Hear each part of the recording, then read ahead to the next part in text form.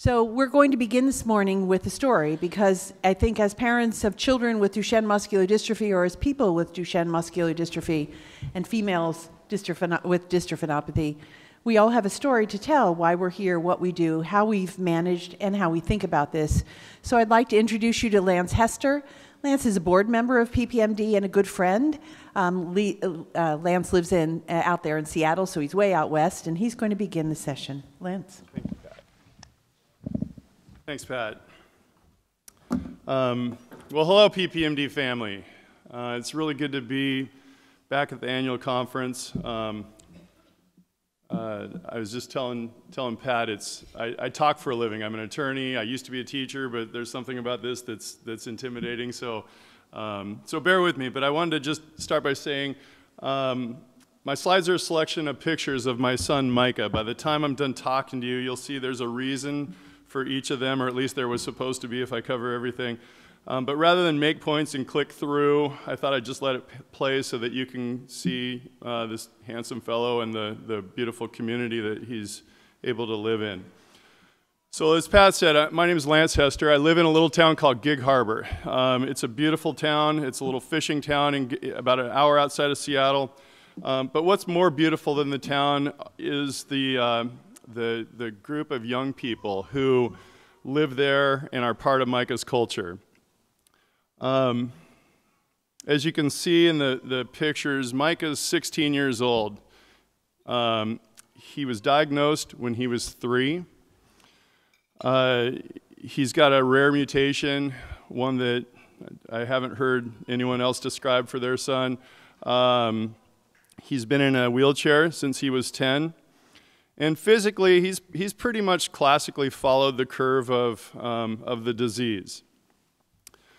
In my short time up here, I'm gonna get a few negative thoughts about Duchenne and the Duchenne, I guess, lifestyle. Raising a son with Duchenne out of the way. I don't want to ignore those because they're important, but I also want to tell you a little bit about my story, which is Micah's story, and I think in a lot of ways is a story of optimism despite the disease. So the negative. I bet a lot of your sons play a lot of Minecraft. Micah plays a lot of Minecraft, and I don't necessarily see Minecraft as a negative. I think it's kind of a fun thing and a creative thing for his mind. I tried playing a couple times with him, and I just kept getting lost. He'd rather me just sit around and watch him play than to try and play with him. He ends up having to take my controller and have my character go find his character, and it's a waste of time for him, I think. But at any rate, the reason I mention Minecraft is it has these scary guys that just kind of show up. And I should probably I'll just say it. Those guys are called creepers. And the reason I mention creepers is I think of these creepers a lot of times when when I feel grief related to the disease. And so what I oftentimes say is that grief is a creeper with Duchenne. It creeps up on you. You know, when you least expect it, that whole phrase. And I've finally figured out, I think, why that happens, at least in my situation. You know, I sometimes wonder, why aren't we all perpetually depressed? I mean, this is a frightening disease. It's 100% fatal, and it's a low life expectancy compared to a normal duration of life. And I think the reason that we aren't depressed is that we have these beautiful, intelligent, witty, interested, fun, amazing kids, these amazing sons of ours. And I think, unfortunately, that their greatness is the reason why we're able to overlook some of the grieving that we go through and why it creeps up on us. And so when I talk about grief being a creeper, I guess what I'm talking about are those moments when maybe you open up Facebook in the morning and you see one of those memories that they want to, help you have a slightly more fulfilling day by a memory that was from 9 years ago. And oh gosh, there's Micah, and he's walking, and he's hand in hand with his grandfather on Father's Day on a dirt path. Or you saw a picture of him on the slide on a sit ski, but maybe there was a picture of him standing up skiing, doing things that you can do when you're ambulatory. So grief creeps up on you in those ways, or when you're sorting through your, dozens of years of digital photos and those sorts of things. That's when it gets me, and that's when it's tough. And I guess I just wanted to mention that because it's part of my story. It's part of, what we deal with and what I deal with this disease. The other thing I probably don't need to mention a whole lot about, but I guess when I'm looking at the couple negative things that I wanted to say is it's physically tough. All the, whether it's, you notice who's not here with me. You don't see Micah here today, 2,500 miles away from home. We did go on vacation in Hawaii in April, and I kind of figured, 1 6-hour plane ride where you're scared to death about whether he's going to have to go poop is enough for a year. So, I've got that sort of travel. I've got this wanderlust. I love to travel. I love to have adventures. I love to do things with family. I love to do things particularly with Micah. But it's physically demanding whether you're traveling and getting him from one of those aisle chairs into the seat on the plane, or whether you're lifting him, doing the amazing acrobatic move you have to do to get him into the bathroom on the plane, or getting him into a rental car if you chose not to get a ramp van because there weren't any available at the city you're going to, or what have you. Not to mention the daily stuff, whether it's brushing his teeth, getting him out of bed, pushing him on the slider board, making sure you got all the right contraptions in the house with the Hoyer lift or the ceiling lift and all those sorts of things. The physicality does kind of get you. I guess the third sort of negative that I wanted to touch on real briefly wasn't really, I don't know if it's a negative, it's just a warning, and I guess this is maybe for some of you who have newly diagnosed kids or kids who are younger. I mentioned this last year at on a panel that I was in Washington, D.C. But these kids, they're on steroids. We have these care standards, and we try and follow them. We know it's going to optimize their health, and steroids might have something to do with preventing them, at least in Micah's case, from going into puberty. So we had to force puberty. It was induced puberty. It was with testosterone shots.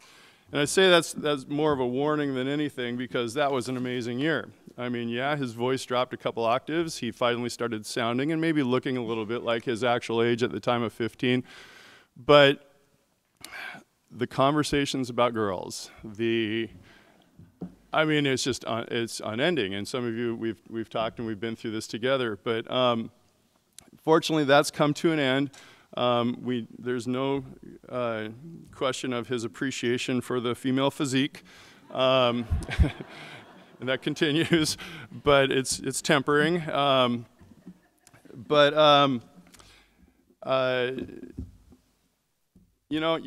do what you must, if nothing else, so that he fits in more socially. He's only what, 4'10"? We say almost 5 feet when asked his size. That's what his answer is. But I would like to move on to some more, I guess, positive thoughts that I have about our story or living with Duchenne. And I guess the main theme is that, yeah, we're never turning off our mind. It's a lot of work. It's satisfying work. It's a never-ending cycle of pretty much 3 things: planning ahead, building and encouraging a community for Micah, and figuring out what makes him happy. So, and you know what? This PPMD family, I think, has taught me the most about this. Whether it's coming to this or the advocacy event, it's the connections we make and the social connections that we have with each other, and our ability to share what works and doesn't work with our kids that really helps. But what I think is that we can all develop an attitude that optimizes our boys' future and our boys' present. And I guess unfortunately, to a certain extent, it involves planning. It involves thinking ahead, being a step ahead of the game. And actually, kind of a funny story, the first subject I had a couple notes on is school planning. Because what matters more to these kids when they're growing up than their school experience? I mean, Micah has an IEP. He's significantly behind his peers academically. But I've told his teacher the last couple of years at high school, I've said, I really don't care if he ever learns long division. But I do want him to leave this place with a better self-esteem than he entered, and he's got a really good self-esteem, so I hope you're up to the challenge. We're going to work on that in our place as well. And he's got a very a very dialed in school experience that has him spending a significant amount of time in the special ed room where he's comfortable, where he has a nice little culture, where he has teachers who are almost like parents to him. But he also has a nice combination of time in regular ed classes, such as you saw a picture on here of his leadership class, where he's in with some of the, the standout kids in the school who are popular, well-known, talented, and leaders. And he identifies with them, and they identify with him. And as you can see in the Coach to Cure event that they have at our school every year, he's hand in hand and going out on the field with the captain of the football team who, is all-state quarterback and those sorts of things. Those are who he identifies with. The other thing about the school experience, and kind of a funny thing that just happened last night when our school district just announced that Micah's high school has a brand new principal starting in the fall. And so I was reading a little blip about him, and I know nothing about the guy other than the blip, but last night I decided I was going to be his first local Facebook friend. And you've got to be in their face, you've got to be their advocate, you've got to be in that building before the kid arrives so that they know who's coming, and they also know that well, yeah, dad's a lawyer or whatever, but there's not going to be a whole lot of messing around if there's any issues with his academic future. So yeah, big smiles and big handshakes for the new principal. The thing that has impressed me that I think has a lot to do with school is Micah's community engagement. You've probably seen, and a lot of it has to do with his mom, with Janelle. She spent a lot of time in the elementary ages volunteering in the school and developing relationships with the students, with the teachers, and the students' parents. And I think developed, to a certain extent, a culture that's less afraid of wheelchairs and less afraid of dealing with a kid with a disease or who's a little different than their own child. And so a lot of credit goes to that, but there's also a lot of planning ahead that goes into encouraging and developing Micah's community. When he has some new friends, we have to be a little bit assertive. We make a lot of phone calls, and we take him over to their house. We show the families how are we going to get this wheelchair into your house on the day that he comes to play over here or to have a time over here. It's until you live with a disease like Duchenne, you don't realize that virtually every home, at least in the Pacific Northwest where I live, has a step or two into the main entryway. Is there a back way that doesn't have one? Should we bring our ramp, our little portable ramp, and these sorts of things? But the point is that once a community, once one of these friends or their parents figures out that there's a way through that door, there's a way to welcome this kid into their home, there's a way to continue this relationship that otherwise is a school-only relationship, they're excited about it. They love to have his company. They're no longer intimidated by it. They're no longer afraid that something fatal is going to happen while Micah visits after school or on a weekend or something to that effect. The other thing about these relationships, though, is you got to be intentional. You got to plan ahead. A lot of kids do stuff on the fly. Swing by the house after school or what have you, but you've got to kind of be the engager. You got to talk to the parents. You got to make phone calls several days ahead of time, or if there's something going on, even a field trip for school, you need to get those on the calendar and plan to bring your ramp van so that he can go along with the rest of the kids to the museum in the event that the special ed bus that has the lift and all that isn't available at that particular time of day. The other thing that I think has been part of my story, part of our experience, has been to be intentional with outings. It's pretty easy to justify with these kids, hand them the controller, play video games through the day on a Saturday, while dad mows the lawn or does whatever he does and get things done, and there's no happier place, at least for Micah, than in front of that Xbox with a controller, killing zombies and doing, brutal things and hearing foul language and all the different things that video games seem to be. But you know, we have to be intentional, and we have to, you know, plan these museum visits, plan these things that I think he loves, but even more importantly, to include the social side of it. We include friends. We always bring another friend and his dad or something like that. The last thing that I'll mention as I sort of get toward wrapping up here is let him be normal. That's a big theme that we have for Micah. You've seen pictures of him at camp, and I know we've all experienced, well, I shouldn't say we all, many of us have experienced that letting go piece where you actually go to the MDA camp or Camp Promise, and you trust other people with him and to give him his medicine for the week. And the first time you do it, it's terrorizing. You can't sleep for the first few nights. Year after that, it's like your favorite week of the year. You get a little time off. It's suddenly, you know, you dive in. But Micah, of course, wants to go to Young Life Camp with his friends. So how's that going to look? Well, for us, we were blessed one year to have my best friend go with him at a time when Micah decided very late that he wanted to go, and my friend happened to be available and happened to be comfortable with all the physicality involved in Micah, and he loves him and trusts him. But for the last 2 years, it's meant that I've gone. And if I were to be honest, I'd say those were probably my 2 favorite weeks of the last 2 years, watching him have fun. I mean, I'm not sure how excited he is to have his, you know, 52-year-old dad at camp when he's checking out the bikinis and doing whatever kids do. But if he wants to go, you know, I want him to go too, even if it means that I'm going along with him and so forth. So at the end of the day, our story is one where we want Micah to be excited about who he is, about what he has to offer the world, and for others to feel the same way about him.